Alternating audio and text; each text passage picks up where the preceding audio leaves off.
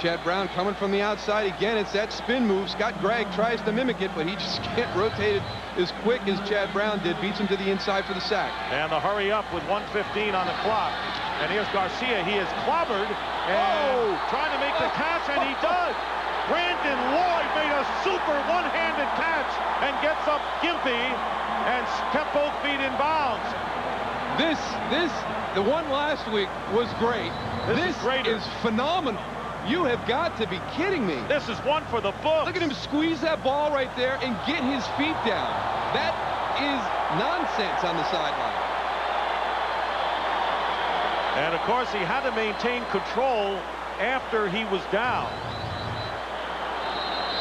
And with 1:10 to go, any challenge will be from upstairs, not by the coaches. Review the previous play. They just want to see it again. It was so good. They want to take another look. I will tell you, the only issue is going to be whether he had control after he hit I cannot believe he could secure it with one hand. I mean, he gets his other one over there to get it back, but I mean, he's literally got that secured with one hand. I mean, he stops it, deflects it back, squeezes it. He's got it. The ground doesn't come into play. Well, we'll see. Now, even if by rule this is no good, they got to let him have it. Well, that's the spirit. But I'll tell you what, if the ball bounces, and you can see the ball bounce when he comes down. Squeeze it right here. Then he doesn't have control. Okay, he's got it. The ground doesn't help him establish possession. You got to give it to him. I think from the other side, it didn't look like he had it, though. We're reviewing whether the completed catch was at the sideline and whether it was a first down or not. Oh, the completed catch, so they're not even looked to see if it was a catch. Oh, okay. We're looking at both of them. Because if you look at one, you can look at anything. Well, the whole play opens up to review, right. But the way Mike Carey talked right there, it sounded like, all right, we know it's a catch. We just want to see where the spot would be, whether it was a first down or we're going to have to go for 4th and short. That's one of the great catches that I have ever seen, because that ball was going away from him. I mean, he didn't even get that hand behind it. It was on his fingertips, and the ball moving away from him, and he managed to hold on. He gains possession with one hand. I mean, the other one comes up to secure it as he goes to the ground, but he really reached out and palmed it with one hand. The other guy who deserves a lot of credit is number 5, Jeff Garcia, because he got hit hard as he let go of the ball.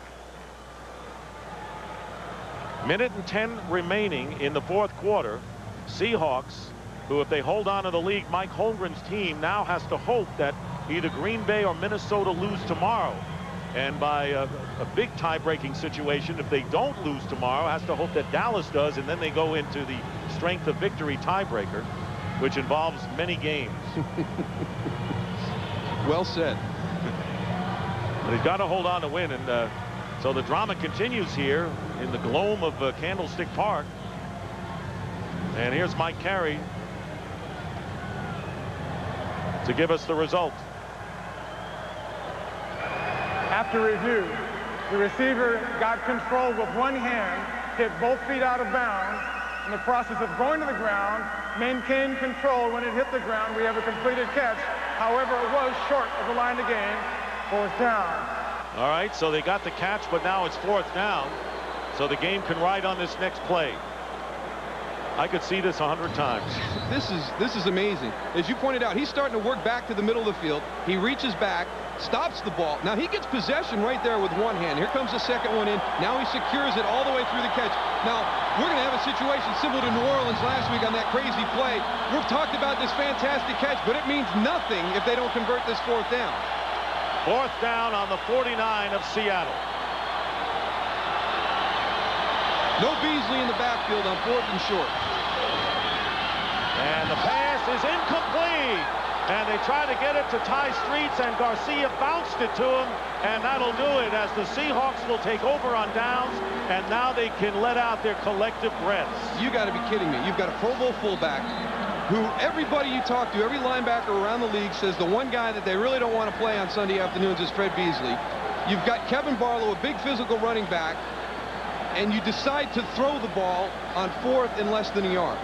And Ty Streets, if the ball had been there, would have caught it for the first down. So the Seattle Seahawks will win this game and clinch a playoff berth if the Green Bay Packers lose or the Minnesota Vikings lose. The Packers play Denver tomorrow. The Vikings play at Arizona.